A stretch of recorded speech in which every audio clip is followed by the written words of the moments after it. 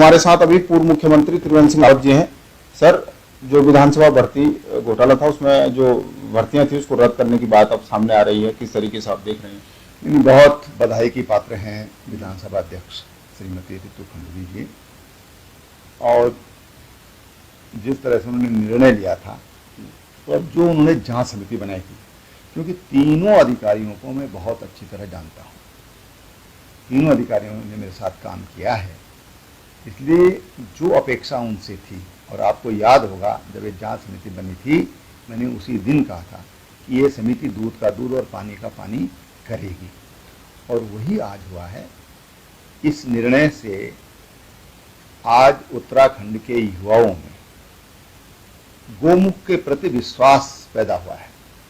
ये हमारी राजनीति का गोमुख है, विधानसभा सर्वोच्च स्थान है, और वहां से जिस तरह का आज निर्णय आया, मैं समझता हूं कि उसकी सराहना की जानी चाहिए, उसकी प्रशंसा की जानी चाहिए, और इससे सरकार की छवि और पार्टी की छवि दोनों को बल मिला है। अच्छा सर, ये फाइलें अनुमोदित होकर शासन से आती है, मुख्यमंत्री पुष्कर सिंह धामी थे, अब ये फाइलें यहाँ से फिर अनुमोदित होने, निरस्त होने के लिए सचिवालय जाएंगे। आपको नहीं लगता है कि मुख्यमंत्री पुष्कर सिंह धामी भी इसमें दोषी हैं? नहीं, देखिए, ये तो जांच में जो भी होगा मैं उसके बारे में नहीं बोल सकता हूँ कुछ, लेकिन जब कोई जांच होती है, जैसे उसकी एक प्रक्रिया होती है, ऐसे ही अगर कोई अपॉइंटमेंट या कोई अधिकारी कर्मचारी को निलंबित करना है या निष्कासित करना है, उसको बर्खास्त करना है, तो नियोक्ता को ही वो अधिकार है, और वो नियुक्ति का जो प्रक्रिया है वो भारत के संविधान के आर्टिकल 187, जिसमें विधानसभा और विधान परिषद में कैसे भर्ती होंगी, कैसी क्या उसकी प्रक्रिया होगी, ये उसमें स्पष्ट उल्लेख है, कौन सी सेवा नियमावली उसमें लागू होगी। मैं समझता हूं कि उसके अनुसार कार्यवाही हो रही होगी। अच्छा सर, विपक्ष इस कार्रवाई को एक तरफा कार्रवाई बता रहा है, उनका जिन लोगों ने भर्ती कराई उन पर भी कार्रवाई की बात वो लोग कर रहे हैं, किस तरीके से आप देखते हैं? देखिए, ये सब थोड़ा सा लीगल इशू है, क्योंकि जब तक कोई चीज प्रत्यक्ष सामने नहीं आएगी तो तब तक उस पर कैसे आप कार्रवाई कर सकते हैं।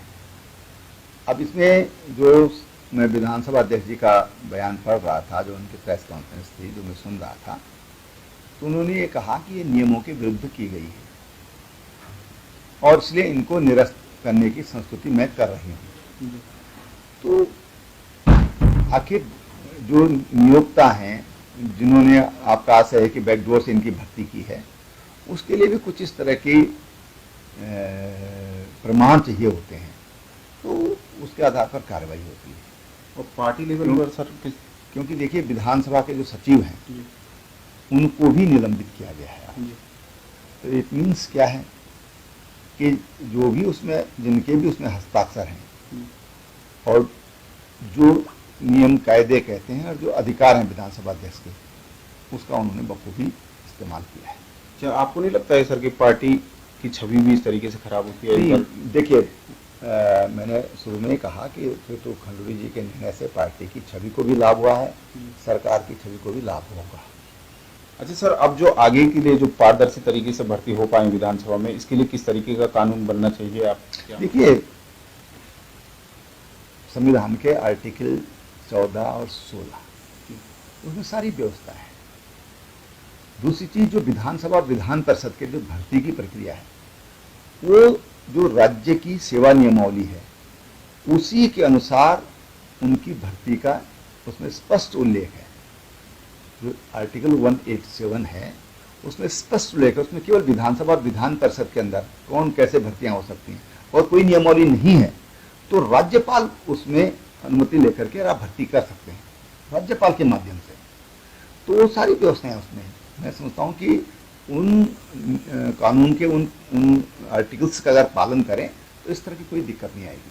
अच्छा सर, जो भर्ती घोटाला हो, पेपर लीक का मामला हो, इससे जनता में जो नेताओं की छवि थी वो काफी नेगेटिव तरीके से पेश हुई है। आप क्या इस पर अपनी राय रखते हैं कि नैतिकता के आधार पर नेताओं को इस तरीके से बचना चाहिए? देखिए, जब हम किसी पदस्थान पर होते हैं, जी।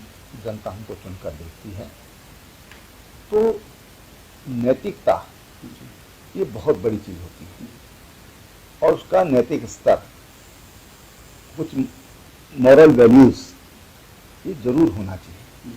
लेकिन आखिर जनप्रतिनिधि को चुनकर भेजता कौन है? जनता चुनकर भेजती है।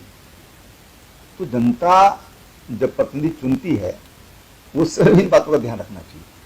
मैं एक तरफा बात नहीं करूंगा, तो हम कैसे प्रतिनिधि चुनकर भेज रहे हैं उसका भी ध्यान रखा जाना चाहिए। क्या होता है, क्या है कि वो प्रचार प्रसार की चकाचौंध में वो भूल जाते हैं।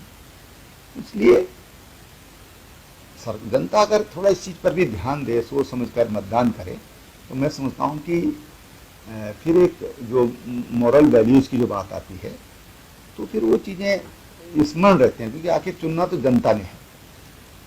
और ये ठीक है कि अगर हम विधायक बन गए, हम मंत्री बन गए, मुख्यमंत्री बन गए, या हम कोई अधिकारी बन गए, अगर जीवन में मूल्य नहीं है तो सब व्यर्थ है। थैंक यू दैनिक हमसे बात करने के लिए। ये था हमारे साथ पूर्व मुख्यमंत्री त्रिवेंद्र सिंह रावत है।